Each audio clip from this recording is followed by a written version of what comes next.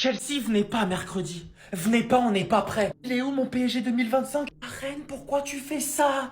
Il s'est pris pour Verratti Prime. Je crois que son poste à Warren, finalement, c'est que latéral droit. Il perd le ballon et comme en Ligue des Champions, ça fait un 0 pour Monaco. J'ai tendance à me dire que s'il n'y avait pas carton rouge à l'aller et au retour pour Monaco, on sort de barrage. Kliouche, pourquoi toujours contre nous? Vous croyez qu'il vise un coéquipier? Non, il vise Nasser. Ça fait plusieurs fois qu'il affronte le PSG et qu'il est trop boosté. Lâche-nous ou viens. Aujourd'hui au milieu de terrain, c'était un papa avec ses enfants. Lamine Camara, il a bousillé, il a mangé, il a transpercé le milieu du PSG. C'était trop. Vitinha, je l'ai pas reconnu parce qu'il a plus de jus. C'est son 816e match de la saison. Luis Enrique, je pensais qu'il allait le faire reposer. Rien du tout. Gros, tu viens d'arriver, je vais pas te jeter des cailloux directement. Mais il faut un petit peu aller pousser à la salle parce que ça sent que t'es tout frais. Deuxième but sur le but de Golovin, la passivité en défense. J'avais l'impression qu'ils n'avaient pas envie de jouer. Réveillez-vous. Mettez 10-6 à Barney aujourd'hui, fait un bon match. Luis Enrique va le reconduire mercredi contre Chelsea. Retiré. 2-0, Luis Enrique il décide de faire entrer Ousmane Dembélé. Qu'est-ce qui va se passer? Vous l'a fait court, Barcola il a réduit l'écart. 20 secondes plus tard, on se mange un but qui est dévié par Pacho et qui arrive dans les buts, ça fait 3-1. J'ai même plus rien à dire. Chelsea, attendez, Chelsea est repoussé la semaine d'après. Pas ce mercredi. Je sais que ça sera pas la même compétition mercredi. Je sais qu'il y aura pas les mêmes titulaires et je sais que la motivation et l'envie, elle sera pas pareille. Mais ce que j'ai vu ce soir, le manque d'envie. En fait, c'est le manque d'envie et juste le manque de physique, en fait. Ils sont exténués, ça se voit. Caicedo, Enzo Fernandez, Ridgel, j'ai peur. Ils étaient à deux doigts en Ligue des Champions. C'est pour ça qu'on vous a dit que les Monégasques pouvaient grave les sortir. Jusqu'à en voir Luis Enrique hors de lui et tellement sans solution. Au Parc des Princes, le Paris Saint-Germain s'est littéralement fait marcher dessus par Monaco. Passant toujours et en continuité par une très mauvaise gestion défensive qui va permettre à Kliouche dans un cafouillage de marquer le premier but. Enchaîne l'un des joueurs les plus sous-cotés de Ligue 1, Golo. C'est là qu'on pensait que pour le Paris Saint-Germain, c'était le moment de revenir. Avec pas mal de changements, le premier but arrive à la 71e minute, ce qui permet de réduire le score. Sans façon pour Ballot, qui envoie littéralement son pétard en dehors de la surface. Vient faire le break, vient marquer le but du 3-1. Mené par un Lamine Camara, qui durant tout le match, de son jeune âge, a malmené ce milieu de terrain du Paris Saint-Germain.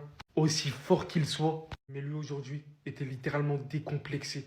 Très mauvaise opération pour le Paris Saint-Germain à 5 jours de Chelsea, qui par la même occasion va permettre de faire respirer Lens, qui va avoir de ce pas une grosse opportunité. Et ils auront littéralement raison. Le Paris Saint-Germain, c'est dur, mais alors vraiment dur cette saison, d'afficher un niveau équivalent à celui de la dernière. Fallait bien qu'on se fasse tamponner à un moment donné contre Monaco. Hein.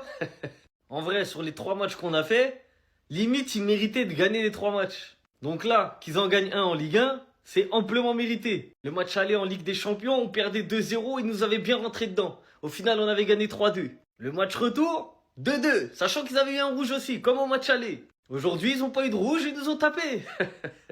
Et ils méritent. Monaco, ça a toujours été notre bête noire. Ils nous ont toujours causé des problèmes. Je sais pas pourquoi, quand ils jouent contre nous, ils courent partout les mecs. Mais au-delà du beau jeu de Monaco et de leur détermination, moi, ce qui m'inquiète, c'est l'équipe du PSG. Ce qui m'inquiète, c'est notre forme physique, notre forme mentale. Il y a un problème, il y a quelque chose qui va pas. Et le prochain match, là, c'est PSG-Chelsea. C'est la Ligue des Champions. Et là, ça m'inquiète, ça m'inquiète. On perd un match de Ligue 1 contre Monaco, vas-y, tranquille. On a envie de faire du suspense jusqu'à la fin de saison avec Lens, tranquille. Mais j'ai aucune certitude avant le match PSG-Chelsea. Si mercredi, on perd à domicile 2-0 ou 3-1, je serais pas choqué. Cette saison, le PSG, c'est une équipe à réaction. Là, on attend de perdre 2-0 contre Monaco pour essayer de réagir. On revient à 2-1, ça pousse, on se mange le 3-1. Stop. Et tous les matchs, c'est comme ça. Réaction, réaction, réaction. Sauf que quand tu es une équipe à réaction, c'est bien quand c'est face aux petites équipes de Ligue 1. Et quand c'est face à des équipes qui sont fortes, c'est mort, tu perds le match. Au pire, tu vas chercher un match nul. Donc contre Chelsea, si on fait encore une mauvaise entame de match, on fait encore une vieille première mi-temps, on peut oublier la qualification. Les amis barcelonais, venez, lâchez le Real Madrid quelques instants. C'est eux les grands frères de Salah qui voulaient nous affronter? C'est eux? Ah ouais? Eux qui rendent cette copie-là, 11 contre 11, on voit vraiment leur vrai visage, c'est eux là. Ok, à parler de vengeance, hein. On verra. La pépite droit vous a pas sauvé, hein. Aïe, multitalent générationnel, ah ok. Je comprends mieux pourquoi vous mouillez sur Lamine Yamal, hein. Ok, dommage que Pedri soit pas dans votre équipe, hein. Ce qui n'est pas dommage, c'est que j'invite tous les Parisiens, ainsi que tout fan de foot qui aime bien analyser les matchs, peu importe pour en faire ce que vous voulez, petitfoot.fr. Voilà. C'est une IA qui étudie plusieurs datas pour dire à peu près ce qui va se passer à travers des analyses tactiques et scénarios probables. En parlant de probabilité, c'était assez élevé que Akliouche remarque à nouveau contre vous, ça a été le cas, c'est lui qui ouvre le score. Jusqu'à Golovin, il a marqué, c'est ça qui me fume en fait. Respect quand même à Savonov. Tout ça, il a fait une parade, il me semble, avant... Enfin, qui aurait pu croire que vous auriez pu revenir à 2-2. Balogun, crucifixion. Trop abusant. Acceptez les vannes, c'est le jeu, vous faites partie des grands maintenant, vous avez gagné la Ligue des Champions, vous êtes l'équipe à abattre, c'est le jeu. Vous victimisez pas parce que vous reprochez ça aux supporters de l'OM, d'accord? En tout cas, ne pensez pas qu'affronter le Barça aurait été une partie facile, surtout quand on voit que certains doivent être clairement remis en question dans votre effectif. Supporters parisiens, acceptons-le. Avec le niveau qu'on a, il est impossible qu'on remporte la Ligue des Champions. Sincèrement, si le PSG est encore en Ligue des Champions, c'est parce que Monaco s'est saboté tout seul. Parce que quand je vois le match de ce soir, ils auraient dû nous battre à l'aller quand ils ont mené 2-0. Ils auraient dû nous battre au retour quand ils menaient 1-0. C'est choquant de voir le niveau du PSG actuel. Les joueurs sont cuits. Alors je veux bien, il n'y a pas eu de préparation, etc. Mais les gars, il y a eu des périodes de trêve. Et sincèrement, quand je vois Vitinha, comment il est KO au milieu de terrain, il n'y arrive plus. Je vois Nuno Mendes, il retombe dans tous ses travers. Il est cuit. Hakimi, il est jamais revenu de sa blessure. Les gars, le Paris Saint-Germain, le visage qu'ils affichent, ils y arrivent plus du tout. Je sais pas ce que vous en pensez, mais je crains très très fort la confrontation contre Chelsea. Les gars, Chelsea c'est l'impact physique. On n'a plus du tout d'impact physique. On est bouilli. Donc je sais pas si vous vous dites qu'on va fracasser Chelsea, mais plus les matchs passent, moins j'y crois. Vous êtes en train de jouer au con et ça, j'aime pas. Commencez même pas à me chauffer.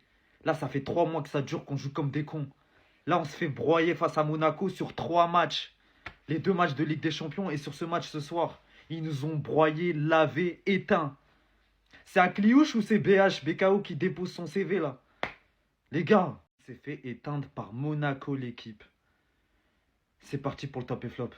On va commencer avec le premier top. On va mettre bien évidemment Bradley Barcola. Je pense que ça va être le seul titulaire que je vais mettre en top. C'est le seul devant qui a été excellent. Les peu d'actions dangereuses qu'on a réussi à se procurer, eh ben c'est bel et bien grâce à Bradley Barcola. Merci Barcola, tu as tout donné ce soir. T'es un bonhomme. Je vais mettre aussi l'entrée d'Ousmane Dembélé. Il y a une différence quand Ousmane est là et quand il n'est pas là. Je suis désolé. Et je vais m'arrêter là. On va passer au flop Désiré Doué, Warren Zaïre-Emery, Kvichak Kvaratskhelia, Dro Fernandez. Je vais taper aussi sur toi, je suis mon gars. Je suis désolé. Même si t'es encore en cours de formation, t'es un jeune, c'est pas ta faute. T'es encore en apprentissage. Mais je suis désolé, Vitinha, il était tout seul au milieu de terrain ce soir. Ah, je suis désolé. Sur la tête d'Oham, vous avez intérêt à gagner face à Chelsea. Parce que sinon, c'est moi-même, je vais m'occuper de vous en personne. C'est bon, vous m'avez cassé les couilles. Les gars, c'est pas possible. Il va falloir faire quelque chose à un moment là. Mais non, mais les gars, dites-moi que c'est un cauchemar. C'est pas possible. On a perdu 3-1 face à Monaco, seulement quelques jours de ce 8e de finale aller de Ligue des Champions face à Chelsea. J'avais dit quoi tout à l'heure? C'est le match où fallait se relancer. C'est le match qu'il fallait gagner. Pas un match qu'il fallait perdre. Pourquoi on a perdu? Mais non, mais les gars, je sais même pas quoi dire. J'ai même plus les mots, les gars. Je peux pas dire que c'est de la faute d'un joueur. C'est l'équipe en globalité, les gars. Toute l'équipe n'est pas dedans. On n'est pas dedans. Vous avez vu le nombre de pertes de balles ce soir, les gars. Les pertes de balles.